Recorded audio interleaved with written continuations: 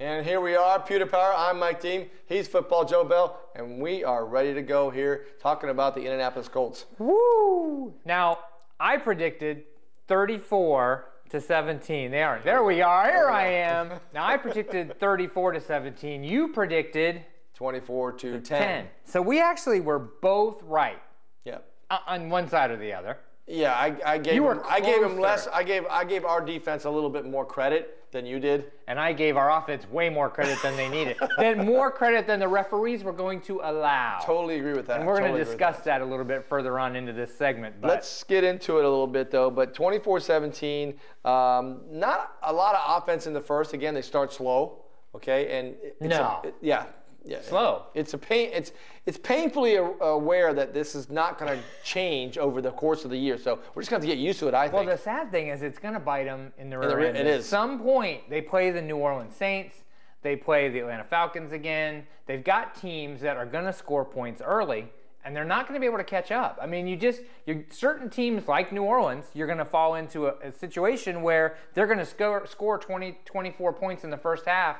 They're going to score another 14 or 17 in the second half. And the way that the Bucs left 13 points on the field there and not score that's going to be, I mean, that would have put you right on top of that number. Yeah, I'd have been right where I needed to be. Right on top of it. So that you have somebody to blame. I'm just saying. And listen, real quick, I'm going to throw statistics out. We aren't real big on statistics, but statistics in this game are really important because Tampa dominated this game from start to finish. Really, they did, even though it doesn't seem like it by the score, and they didn't actually have a lead in the game until halfway through the fourth quarter. But real quickly, Tampa Bay had 25 first downs. Indy had 13.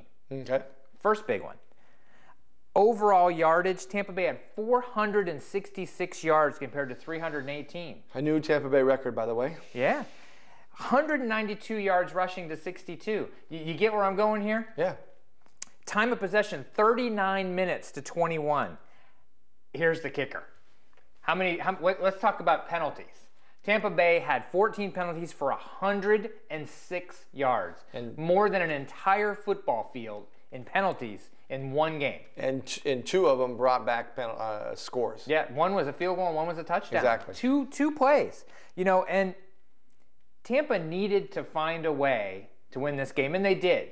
They dink and dunk, and it was not a pretty game to watch. Well, we talked about it before. We were talking about up the middle because Tampa and Indy play both the same Tampa 2 or, Tep 2. So the seam in the middle of the field was going to be good. And guess what? Ernest Graham, boink, every time in the middle. Ernest Graham, he is now the leading reception player for the Bucs with 20 receptions. I know. I'm Ernest unstruck. Graham. Yeah. I know. But it's just weird to see because we watched this game and Freeman just kept dunking those little 5-yard passes, first down. If that's what they're going to give him, take it. You know what's funny, though? I had a couple people tell me, when Freeman gets out of the pocket, things happen. Mm-hmm. When he's in the pocket, he seems to overthrow people on his back foot. He makes the wrong decisions. But when he's just doing it without thinking about what he's doing, comes right naturally. I mean, look at the end of the game, there's 6 minutes left, 3rd and 6. Yep. He rolls out of the pocket, makes the first down on his own. What happens the next play? Penalty. No. Which the one next was that? play, Oh, LeGarrette Blount. That's right. On a 35-yard touchdown run on the next play. He doesn't make that play happen. Tampa's not winning the game. True. And very possibly the game turns out a whole different way. Right. So there's so many things that go on in a game like this, and a game where they should win, and a game that they should have actually just dominated Indy. Yes, yeah, they had a chance. I expected much more. They had a chance. But the fun of this game was Monday Night Football. Let's talk about that, Monday Night Football, because I would say the atmosphere was electric. I mean, everybody in the press box was ready to go. They were watching the Rays game at the beginning, and then they watched the Bucs here afterwards starting. And the biggest thing with me was that seeing these guys walk through, that Steve Young's, the John Grudens, and Warren Sapp going through. Ryan Neese. We got some pictures here that we had taken. Joe took some too. Up just some Monday Night Football things. You know, totally different. They had fire. See them running out. That's cool. I mean, that was different than what they normally do. They don't normally have all that flair that a Monday Night Football game would have. Yeah, there's the boys down on the field, and it was pretty interesting because after the game, there were thousands of fans right in the stands right there watching them after the game. It's almost 1 o'clock in the morning. Yeah. It was 1 o'clock in the morning. What do you say, almost? It was pretty darn close to 1 o'clock in the morning. Yep. So, you know, a lot of things, and we got to sit behind NFL films in the press That box. was hilarious. I don't think I've laughed harder in my entire life as I laughed at those two young fellas. And they were nice. Well, let's tell them why. They had them mic'd up. You know, if you ever see ESPN films, or NFL films, I'm sorry, mic them up, okay? And they get them mic'd up. It was Jeremy Zutaw and Davin Joseph on the Bucks, and then Pollock for Indianapolis. And all they could, these guys had no clue what football was.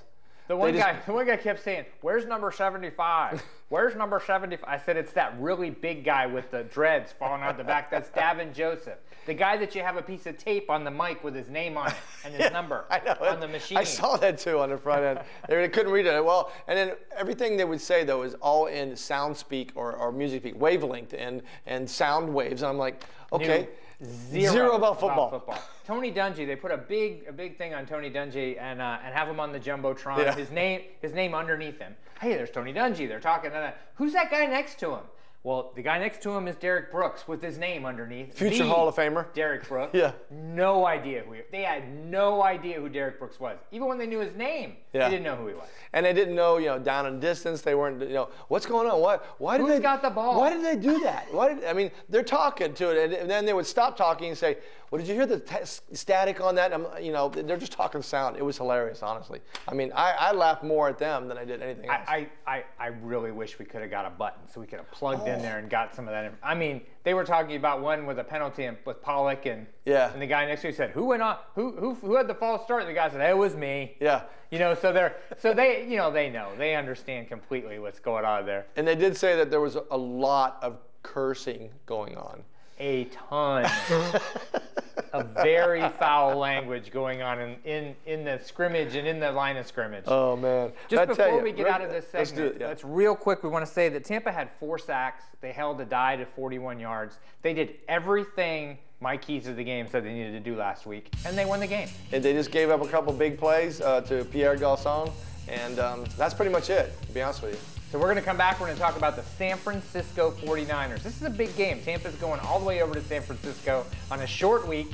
And they're 3-1 And they're 3-1 as well. So this should be pretty Harbaugh. That's a good coach. Don't go away. Come right back to Pewter Power on WYKE TV. That's right.